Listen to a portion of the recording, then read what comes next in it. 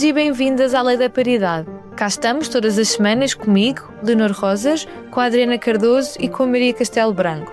Ouviram bem, um programa de comentário político feito por 3 mulheres jovens.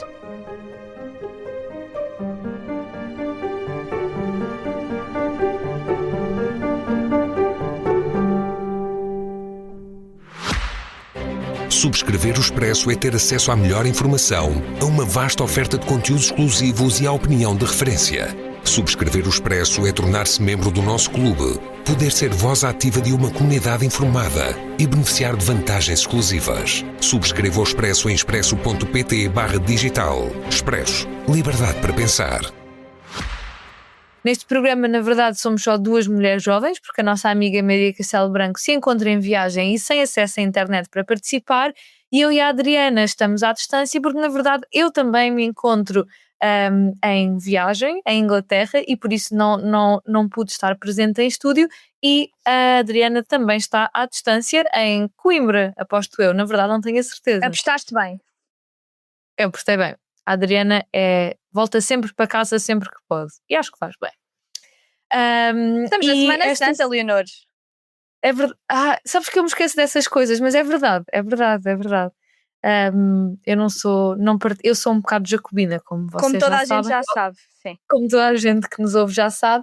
E esta semana trazemos 2 temas para discutirmos. Em primeiro lugar, o caso mais recente, que suponho que todas as pessoas que nos ouvem acompanharam e ficaram tão chocadas como nós. Um jovem de 19 anos foi morto em Braga na madrugada de sábado, depois de denunciar um grupo que estava a drogar bebidas de raparigas num bar da Associação Académica da Universidade do Minho, e este jovem acabou por falecer, sendo que o seu amigo que com ele fez esta denúncia também foi esfaqueado, mas felizmente sobreviveu. Acho que temos as duas muito a dizer sobre isto. A Adriana até já pôs algumas coisas nas redes sociais, e passo-te a ti, Adriana, porque também não posso passar à Maria. E diz-nos o que é que tiras deste caso, que acho que no fundo liga vários problemas, desde esta cultura sexualmente agressiva, muitas vezes em meios académicos, com também outro caso que talvez imagino que vais mencionar, de fotografias não consentidas a raparigas, noutro sítio, mas também neste ambiente académico, com questões de segurança na noite, mas também com questões do papel dos homens na defesa dos direitos das mulheres. E força, Adriana. Bom, isto foi um grande murro na barriga, e a mim particularmente, por qualquer pessoa que tenha jovens adolescentes ou jovens adultos na família, é uma coisa que nos coloca a pensar de que poderia acontecer mesmo a qualquer um deles que tivesse uma atitude de proteção de mulheres, no fundo, porque 2 jovens, o Manuel e o Rodrigo, têm 19 anos, e na altura tinham 19 anos, que ao irem divertir-se à noite, como muitos outros jovens adolescentes, jovens adultos fazem, no bar da Associação Académica de Braga, repararam que de facto existia um grupo que estava de facto a tentar o que se chama comumente minar raparigas, ou seja, estava sem o seu consentimento a colocar droga nos seus copos, e evidentemente nós sabemos que tentar fazer isso não é só pela diversão do assunto, portanto era para ter algum efeito de poderem violentar as raparigas mais tarde. E estes 2 rapazes não só chamaram a atenção para a segurança relativamente do que se estava a passar, como depois foram violentados, sendo que os 2 rapazes, o Manuel e o Rodrigo, o Manuel faleceu lá, ainda conseguiu a equipa médica fazer primeiro socorro, mas acabou infelizmente por falecer no Hospital de Braga, e o Rodrigo ficou com vários cortes, com várias escoriações, e sem dúvida que ao ver o seu amigo morrer à sua frente, ficará marcado para a sua vida. Eu queria em primeiro lugar deixar um voto, e já fiz, e deixar aqui uma nota, e tenho certeza que a Leonor me secundará aqui, uma nota de enorme pesar para a família, para os amigos do Manuel, que teve uma atitude de tentar salvar mulheres e acabou por ser uma vítima do machismo, uma vítima do femicídio, porque não consigo pensar quantas mulheres ele conseguiu salvar, ele e o Rodrigo, com esta atitude e acabou ele próprio por falecer. Existe uma cultura, e tenho a certeza que a Leonor vai falar sobre isto mais atentivamente, existe uma cultura na noite académica, inclusive, em que pessoas de fora estão a tentar vir, ou seja, pessoas que não são inerentemente da vida académica, estão a tentar vir para depois, de alguma forma, usarem e abusarem o facto de existirem raparigas que beberam um bocadinho demais, ou que até neste caso acabaram por ser drogadas para depois se aproveitarem delas, e acho que incumbe a estes espaços e incumbe até às próprias associações académicas, porque não servem para outra coisa a não ser proteger os seus associados, proteger os seus estudantes, que estas coisas, quando são denunciadas, chegam a bom porto. Que quando existe uma forma claramente fácil de identificar que existem sítios em que raparigas são colocadas numa circunstância de possivelmente serem agredidas, serem violentadas, que têm que ser não só denunciadas, mas como tem que existir algum tipo de ação. Eu estou cansada que existam notícias na comunicação social, que existam redes de alunos, adolescentes que saibam destes tipos de circunstâncias, que cheguem até às reitorias, cheguem até às próprias universidades e que absolutamente ninguém faça nada sobre isto. E escusam de se escudar a dizer que são casos de polícia. Não são só casos de polícia. Existem muitas coisas que podem ser feitas, não só por via das associações académicas, mas pelas próprias universidades, porque, acima de tudo, esta lógica de que as jovens universitárias já são maiores de idade, não chega. Não chega para justificação. E queria só terminar dizendo também que a Leonor já falou disto claramente no último episódio, mas fora percepções, se existe algum tipo de ressurgimento de violência, é sem dúvida crimes contra mulheres. É uma atitude e uma cultura machista que tem não só alento na forma até como é feito o discurso político neste momento, mas como tem uma atitude de não terem qualquer tipo de consequência para este tipo de circunstâncias. Existe um ressurgimento de 10% de crimes contra mulheres, e se existe um problema e um fator de segurança nacional, sem dúvida que é este. Eu gostava mesmo que um tipo de coisas que aconteciam no início dos anos 2000 e que foram devidamente trabalhados e vistos, não voltassem a acontecer. Gostava só de terminar dizendo que dou a minha maior solidariedade a todas as estudantes da Universidade do Minho, e algumas até inclusive falaram comigo ao me dizerem que isto já era uma circunstância que já acontecia há algum tempo, e tenho muita pena que ter chegado à comunicação social desta forma por uma circunstância tão trágica. E subscrevendo tudo o que a Adriana disse, gostava de acrescentar algumas coisas que me parecem relevantes. Estive a pesquisar algumas coisas, de alguns dados sobre isto que nós em Portugal chamamos de minar, suponho que assim mais em calão. Na verdade não conheço nenhuma outra expressão, mas que em inglês se chama spiking, e estive a pesquisar alguns dados sobre isso no Reino Unido, levantamentos e estudos que as próprias instituições governamentais do Reino Unido fizeram nos últimos anos, que revelam coisas que eu não sei se são exatamente iguais em Portugal, mas que me parecem interessantes, porque suponho que de alguma forma hão de ser semelhantes. Que, por exemplo, no Reino Unido, 1 em cada 9 mulheres já teve as suas bebidas adulteradas na noite, sem o seu consentimento, e que 1 em cada 3 revela conhecer uma mulher a quem isso já aconteceu. E acho que se olharmos para nós próprios e para as nossas amigas e para as histórias que conhecemos de raparigas à nossa volta, provavelmente conseguiremos perceber que essas estatísticas em Portugal não estarão muito longe destas. Este termo spiking, que eu acho que é muito também este verbo dominar em português, refere-se ao ato de misturar com bebidas alcoólicas ou com comida, ou de diretamente injetar numa pessoa drogas, substâncias que a adulteram o seu estado psíquico, enfim, sem o consentimento da pessoa que recebe essas substâncias. As mulheres representam no Reino Unido 74% das vítimas de spiking, e é um crime que continua a ser altamente pouco denunciado, sendo que se estima que cerca de 90% dos casos nunca são denunciados, porque sabemos que muitas vezes podem envolver pessoas conhecidas, podem envolver subsequentemente situações de violência sexual, e como nós bem sabemos, as mulheres que são vítimas de violência sexual em contextos de noite, muitas vezes acabam por culpar-se a si próprias, não só culpar-se a si próprias, mas à sua volta, haver esta ideia, esta cultura de que se uma mulher bebeu, de que se uma mulher cometeu algum excesso, ela pôs a jeito e por isso deixa de ser a vítima perfeita, não é? Porque uma vítima tem de ser sempre uma vítima perfeita.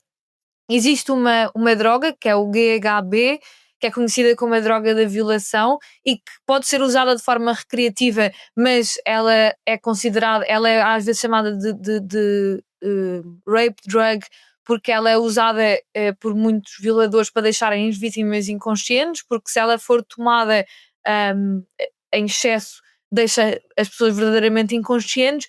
E em 2020 houve no Reino Unido até um caso que foi muito discutido, de um violador que violou cerca de 200 homens, neste caso não foi contra mulheres, mas que violou cerca de 200 homens e utilizava esta droga para deixar as vítimas inconscientes, mas estima-se que é muito comum que esta seja uma das drogas utilizadas para deixar as mulheres inconscientes, muitas vezes levá-las para casa e violá-las.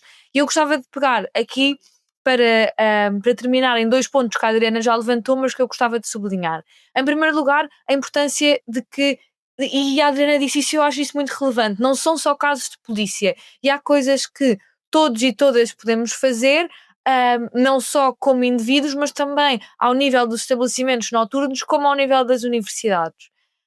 Em primeiro lugar, é possível criar espaços noturnos livres de assédio, com profissionais que sejam conscientes e treinados para lidar com situações de, não só de assédio, mas também de stalking, spiking, violência sexual, de mulheres que se encontram de repente num encontro amoroso que está a correr pessimamente e se encontram em risco.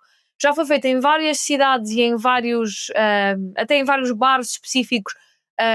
Certeza várias de vocês já entraram em bares em que viram coisas como: se estás a ser incomodada, pede X bebida e o nosso staff vai perceber que estás a pedir ajuda. Mas é importante que estabelecimentos noturnos, ainda por cima estes que estão associados a universidades, a associações académicas, como em geral os estabelecimentos noturnos, por iniciativa, por exemplo, das câmaras municipais, pudessem pôr em prática protocolos específicos de segurança, com a existência de palavras-chave, com contacto direto com autoridades quando uma mulher é vítima de algum tipo de violência sexual ou de importunação sexual.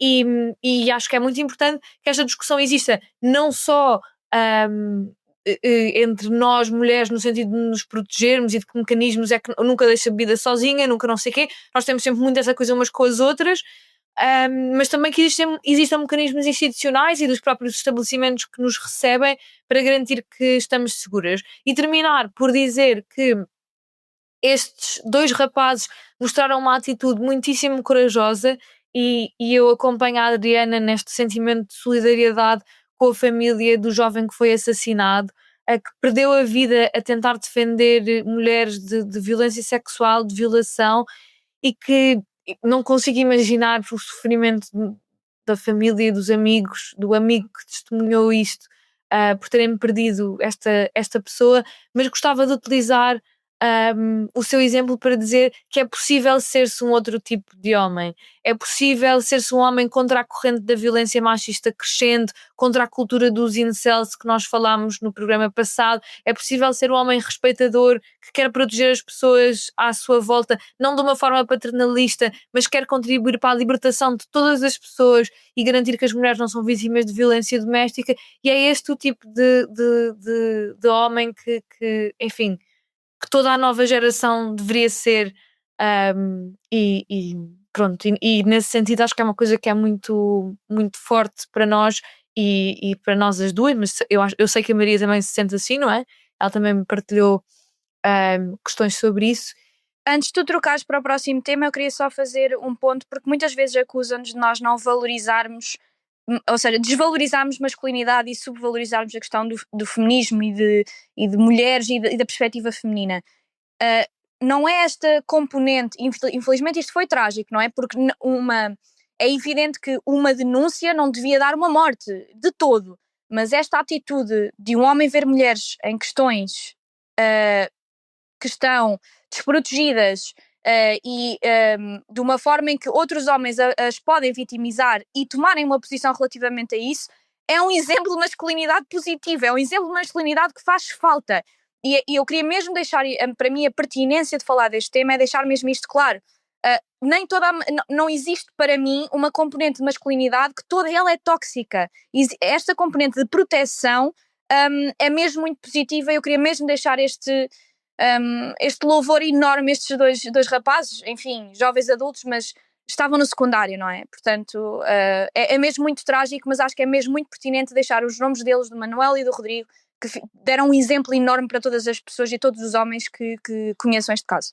Sim, e queria só acrescentar mesmo, sublinhar isto, que é a libertação das mulheres, o lutar contra o patriarcado e contra o machismo é um assunto de toda a gente, não é só um assunto das mulheres. E estes dois rapazes vieram provar que eles próprios também estão implicados, um deles estava, infelizmente, na luta por um mundo melhor para todas as pessoas, porque o feminismo é para todas as pessoas. E muitas vezes, às vezes somos, não sei, acusadas de desvalorizar isso. Não acho que seja verdade, mas também sublinhar o que a Adriana disse, que existem tão bons exemplos de formas de ajudar na luta e, sobretudo, esta questão que nós também já falámos, Adriana, da coisa de que às vezes há dezenas de milhares de homens que veem fotografias de mulheres nuas sem consentimento em grupos de WhatsApp, e não dizem nada, e esta coisa do dizer, do não aceitar o comportamento machista dos amigos homens, do dizer isso não é ok, não podes fazer isso, e acho que isso é muito importante, existam esses exemplos de masculinidade. E sem mais demoras, passando ao nosso próximo tema, sabendo que muito mais poderia ser dito sobre este assunto, passar aos debates para as eleições legislativas que se aproximam a grande ritmo. Já foram 15 debates até ao momento da nossa gravação, portanto muita coisa poderá e poderia ser dita, naturalmente muita ficará de fora. Estão disponíveis em podcast já agora no site do Expresso e da SIC, para quem não viu e quiser rever. E Adriana, no meio de tudo o que aconteceu entre conteúdo, formato, temas programáticos, o que é que te apraz dizer sobre estes 15 debates? Bom, nós também vemos os debates e comentámos-los para, se vocês não tiverem tempo e mais para fazer, coisas pertinentes, não é? Não tenham que o estar a ver todos. Eu vou destacar algumas coisas que eu acho bastante pertinentes. Luís Montenegro até este momento só fez 2 debates. Nuno Melo já fez um debate em representação de Luís Montenegro, e eu devo dizer que, dado que é uma coligação e o CDS tem grupo parlamentar, parece-me lógico que assim seja, mas isso não escuda a noção de que passa a imagem de que Luís Montenegro evita e quer evitar debater com algum tipo de partidos, e vou destacar o Bloco de Esquerda como um deles. Tenho a certeza que escolheu não só categoricamente o CDS, o Bloco de Esquerda com quem debater, porque se nós formos a pensar bem, a única coisa que ouvimos do CDS nos últimos tempos na Assembleia da República são questões que não lembram absolutamente ninguém, como a fábula inventada de ideologia de género e todas essas circunstâncias que, sem dúvida, é o eleitorado que têm. Portanto, parece-me que escolheram esse debate de forma categórica exatamente por causa disso.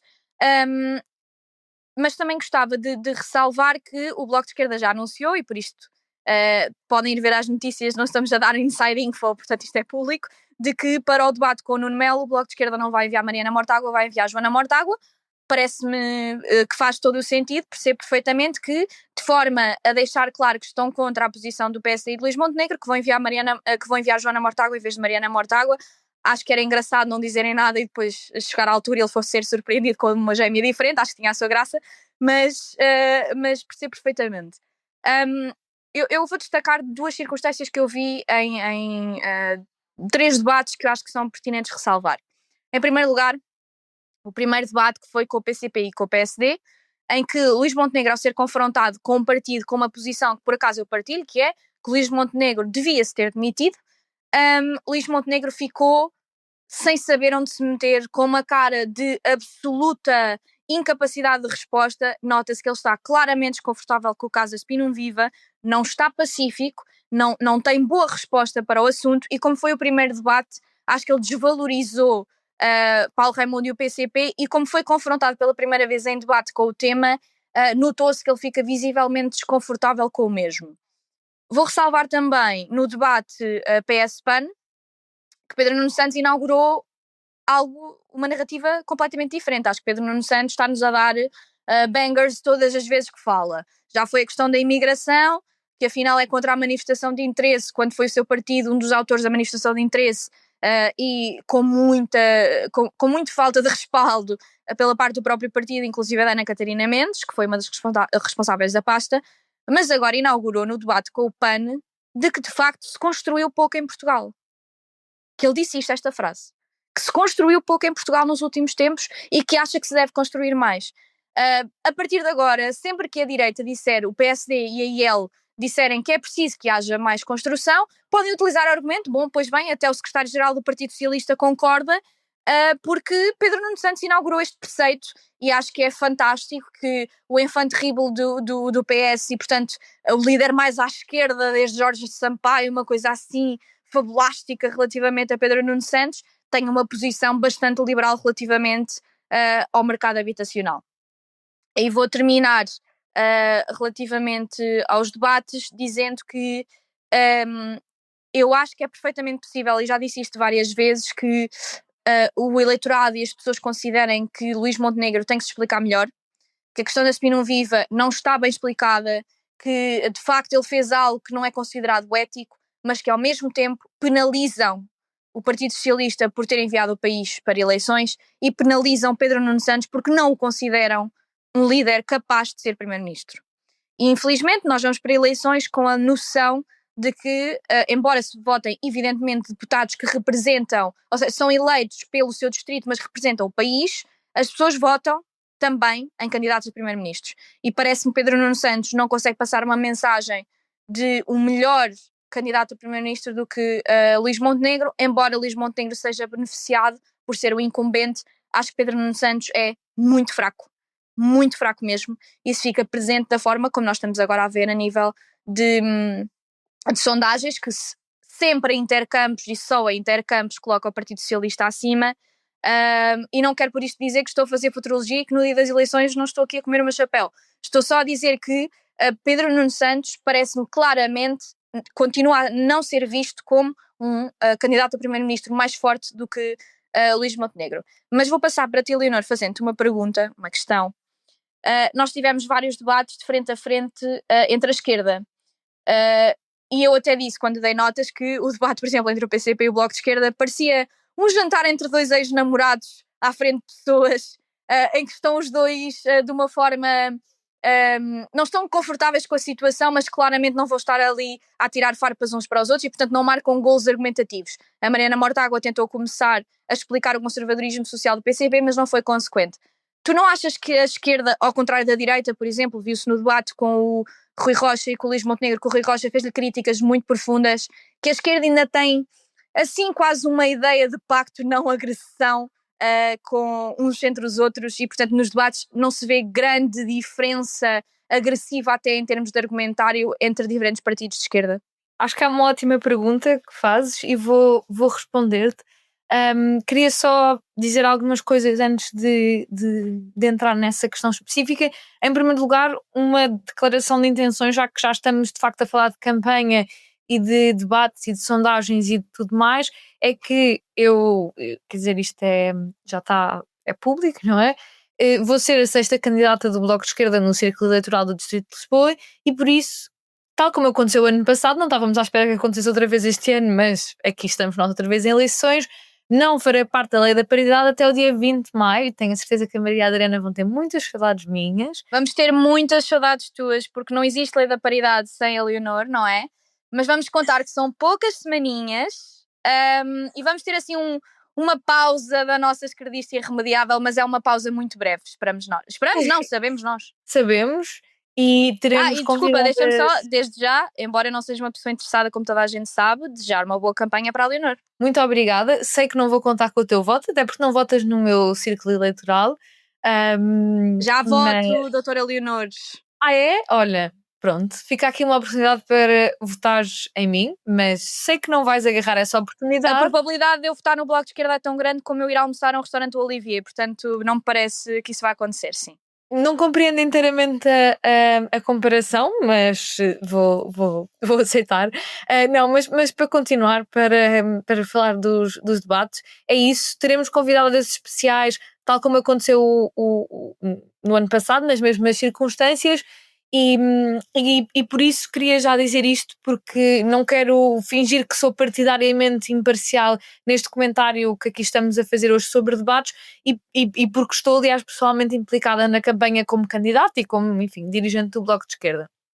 Gostava de começar por fazer alguns comentários que penso até que já fiz o ano passado, mas isto agora torna-se, enfim, com estes ciclos eleitorais curtíssimos acabamos por nos repetir, mas acho que um ano dá para esquecer.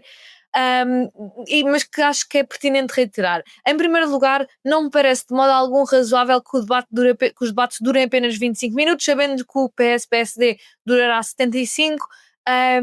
Não me parece razoável. O país atravessa uma enorme crise de habitação, deparamos-nos com a guerra na Ucrânia, genocídio na Palestina, com um fascista na Casa Branca que de repente está a mudar o paradigma do jogo e das relações internacionais.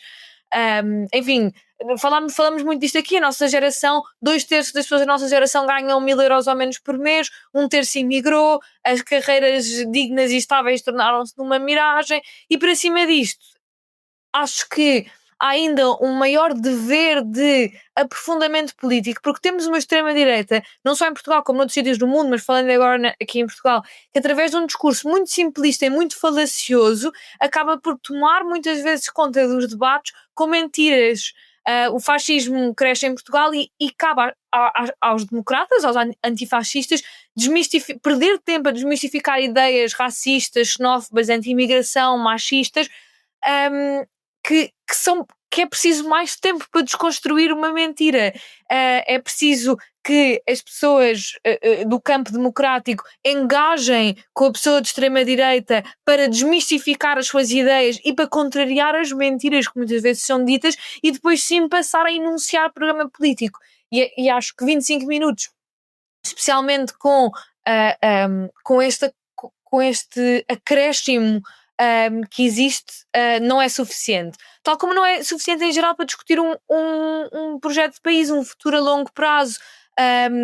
E acho que precisávamos de mais tempo entre todos os partidos para perceber de facto quais são os projetos para o futuro do país, para saber mais do que é que acham sobre salários, sobre impostos, sobre trabalho, sobre transição energética, e às vezes não, enfim, às vezes de facto sinto que não ficamos devidamente esclarecidos, que as pessoas não ficam. E gostava também de adicionar que acho que a seguir há normalmente comentário e atribuição de notas e etc. aos debates que dura mais tempo do que o próprio debate. E acho que se existe esse espaço, devia haver mais espaço para os próprios partidos poderem discutir programaticamente entre si. Até podem não ser os líderes sempre a discutir, mas que possa existir mais essa discussão sobre programa político, porque uma coisa que me aflige muito é que muitas vezes a discussão seja pouco sobre programa político e seja mais sobre forma, sobre a prestação mediática de cada um dos candidatos, dos líderes, e menos sobre a justeza ou a verdade das coisas que disseram. Isto não quer dizer que seja sempre, mas acho que às vezes isso me deixa um bocadinho desagradada. Acho que também, e tem alguma coisa também que gostava de mencionar sobre a atribuição das notas.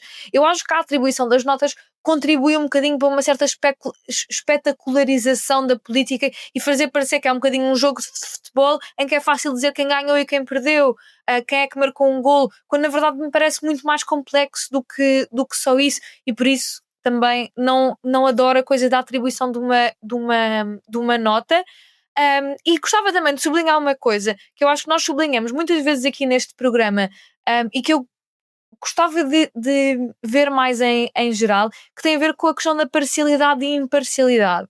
Eu sou do Bloco de Esquerda, como já disse e como toda a gente que ouve este programa sabe. A Maria e a Adriana são de centro-direita, com as suas nuances, e identificam-se dessa forma, e acho que nós muitas vezes temos discussões ideológicas entre nós interessantes, em que nós não fingimos que flutuamos por cima da ideologia política e que analisamos o mundo de forma imparcial, mas engajamos com as nossas próprias ideias políticas, quer seja com o social-liberalismo das duas, ou social-democracia, ou enfim, não querendo fazer uma definição por ninguém, ou comigo que sou marxista, que sou socialista, e acho que às vezes não gosto da ideia de que existem árbitros imparciais que podem apitar um debate como se eles próprios não estivessem imbuídos de uma ideologia, mesmo que não sejam partidários, e gostava de ver mais esse debate ideológico em torno dos debates e dos programas políticos.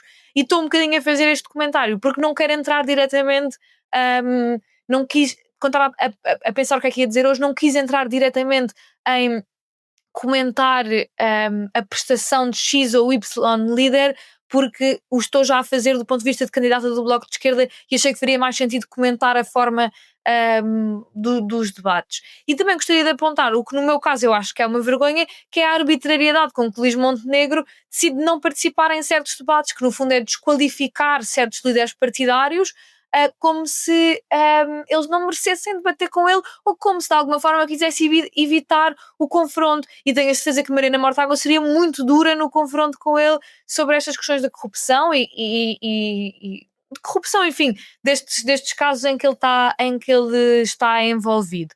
E amanhã, ou seja, no dia em que vocês estão a ouvir este debate, será o debate entre a Joana Mortágua e o Nuno Melo. E para além da Joana ser do meu partido, desejo-lhe muita sorte, mas acho que neste programa todas nós poderíamos subscrever isto, porque o Nuno Melo é uma pessoa, como a Adriana já disse, bem, que para além de já ter partilhado na internet, Adriana, acho que até foste tu uma vez que falaste sobre isso. Sim, ele partilhou, para falar sobre, mais uma vez, a fábula da ideologia de género, partilhou um anime de uma casa de banho de crianças, ou seja, na escola, não é? De que estariam em cenas sexuais, portanto é muito sórdido alguém se quer gravar aquela imagem no telemóvel, quanto mais pô-la no Twitter. Pronto, exato, é com esta pessoa, e tu disseste isso muito bem, Adriana, e eu subscrevo, com um partido que está obcecado com ideias de ideologia de género, com estas casas de banho mistas, blá blá blá, assim, uma coisa desorientada, e acho que o Nuno Melo é um representante até mais... é um dos grandes representantes deste lado do CDS mais lunático e ligado à obsessão com o género e muito misógino. E acho que a Joana Mortágua tem sido uma deputada que tem apresentado muitos projetos sobre questões de feminismo e de igualdade de género, alguns que nós aqui já discutimos, e ela até foi nossa convidada na minha ausência nas últimas eleições, e desejo-lhe sorte, porque Nuno Melo não será fácil. Eu vou só dizer uma coisa que eu não vou resistir, Leonor. Eu acho muito engraçada essa história de antinotas. Eu não gosto particularmente de ajudar, eu faço. Mas, por acaso, hoje estamos a gravar terça-feira e ontem, segunda-feira, Catarina Martins esteve a dar notas na SIC Notícias. Portanto, eu acho que é... Ou seja, eu percebo a crítica. Isto é uma posição pessoal que me vincula apenas a mim. Claro, eu não estou a dizer o contrário. Eu estou a dizer que toca a todos, não é? Portanto, ou seja... Não existem pessoas mandatadas pela direita, como eu já ouvi várias pessoas a dizerem, a darem notas. Não és tu. Eu estou a dizer que é uma narrativa que está dita. Que estão a dar más notas aos candidatos de esquerda para empurrarem para baixo o voto da esquerda. Não, existem comentadores de esquerda também a dar notas em debates. Portanto, enfim. O meu ponto era mais sobre o formato de uma certa espetacularização, como se fosse um jogo que a mim pessoalmente não me agrada. Lá está, não vincula nenhum outro dirigente do Bloco ou candidato, ou quer que seja. É uma posição pessoal. Parece-me pertinente o modo dos debates. Eu gosto da ideia de todos os partidos debaterem com todos os partidos. Eu acho que não faz sentido termos só 4 ou 5 debates com quem é suposto e são considerados serem candidatos a primeiro-ministros. Não concordo com essa atitude e acho que este modelo de debates faz muito mais sentido por isso. Mas força, podes passar para as sugestões. Não, e passando, e queria só dizer sobre o que tu disseste da esquerda, que acho que de facto não deixam de existir farpas e diferenças fundamentais que separam. Sobre o PS eu não estou a englobar da esquerda, como vocês já bem sabem. Nunca englobas, Leonor. Acho que há grandes diferenças entre Bloco, Livre e PCP, e acho que quem, enfim, quem se dedica mais a ler programas e a acompanhar o trabalho, sabe que existem, que muitas vezes podem ser diferenças do foro ideológico dos partidos. Por exemplo, o LIVRE não é um partido declaradamente anticapitalista, é um partido europeísta ligado mais a correntes sociais-democratas de esquerda. O Bloco é um partido que vem da esquerda radical, ligada a uma esquerda radical anti-stalinista nesse sentido, e o PCP é ligado, enfim, a uma esquerda, a um comunismo ortodoxo, que nunca quebrou com o legado da União Soviética. E para além do mais, há diferenças na questão do conservadorismo social entre o Bloco e o PCP, que acho que são bastante relevantes, no europeísmo, do LIVRE com os outros, mas acho que há sempre... E acho que é bom haver esse respeito e essa cordialidade até um certo ponto. Claro que há debates em que muitas vezes se choquem muito, especialmente nas questões sociais, o Bloco e o PCP, em algumas questões sociais, mas acho que é bom que exista alguma cordialidade e perspectiva de que à esquerda do PS de se poder haver espaço de diálogo. E com isto não estou a querer dizer nada velado, estou mesmo a querer falar de forma geral.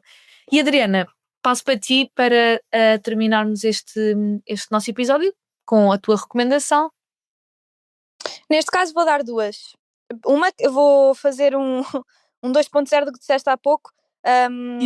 O enorme trabalho que é feito pela malta do Expresso e da SIC Notícias para colocarem os debates todos em podcast, porque sabemos que muita gente da nossa geração não vê televisão. Aproveitem, ouçam, se têm dúvidas em quem votar. É sempre melhor ler os programas eleitorais, ir ouvir os debates e ouvirem em primeira pessoa aquilo que é a posição dos partidos e não aquilo que é comentado em segunda mão apenas sobre a prestação dos partidos. Portanto, recomendo que vão ouvir. E nomeadamente se tem alguma dúvida de voto entre dois partidos, encontram sempre um debate, haverá pelo menos um debate entre todos os partidos, portanto conseguem no mínimo ir aferir alguma coisa nesses debates. E depois a minha sugestão seria relativamente a algo que, pronto, vocês sabem que eu adoro cozinha, comida e vinhos, e para mim o que é um dos melhores, se não do melhor de Lisboa, sem dúvida nenhuma, sommelier que nós temos, que é o Daniel Silva do Essencial, que por acaso é um amigo meu. Começou a escrever agora no Mesa Marcada. Ele, para além de ser muito conhecedor, escreve belissimamente, portanto eu recomendo que vão ler os textos que ele vai escrever sobre diferentes vinhos, não só para quem quiser aprender um bocadinho mais, mas quem quiser ler e perceber que este mundo também tem muito lírico. Tem coisas mesmo muito líricas e acho que o Daniel é o melhor porta-voz para isso. E tu, Leonor, qual é que é a tua sugestão? Em Semana Santa. Sabes que isso para mim não diz grande coisa. Aliás, tínhamos esquecido no início do programa. Eu gostava de recomendar um livro que li recentemente e que me marcou bastante, um bocadinho porque não consegui largá-lo e por ser um bocadinho surreal, que se chama I Who Have Never Known Men, de Jacqueline Hartman, que é uma obra de ficção científica. Não é recente, mas eu sinto que houve um ressurgimento desta obra com algumas edições novas e eu descobri no meio desse ressurgimento, que várias pessoas voltaram a falar. É uma obra de ficção científica que começa com 40 mulheres que há cerca de 12 anos estão presas num bunker, tipo debaixo de terra, e são guardadas por homens que as obrigam a viver uma vida muito penosa, com pouca comida, não podem sair de lá. Estão assim sempre num estado de dormência, e não posso dizer mais, correndo o risco do spoiler, que eu sou bastante spoiler nesstas coisas, portanto leiam vocês. Absolutamente spoiler, tu és a pessoa mais spoiler que eu conheço. É verdade, de facto é uma coisa que me assiste. E antes de remeter para a conclusão, gostava só de voltar a sublinhar que estarei fora nas próximas 4 semanas a fazer campanha pelo Bloco de Esquerda no Distrito de Lisboa, mas que estarão muitíssimo bem acompanhadas pela Adriana Cardoso e pela Maria Castelo Branco e pelas nossas convidadas, que vamos deixar em mistério, vão descobrindo, mas que serão, como sempre, mulheres e mulheres que nos vão ajudar a nós e a quem nos ouve a perceber melhor programas políticos, ideias e ter debates a fundo como nós gostamos de, enfim, tentamos sempre fazer. E chegámos assim ao fim de mais um Lei da Paridade, um programa de comentário político semanal. Como sempre, podem ouvir-nos nas habituais plataformas de podcast e no site do Expresso e da SIC. Até à próxima semana, só que não no meu caso.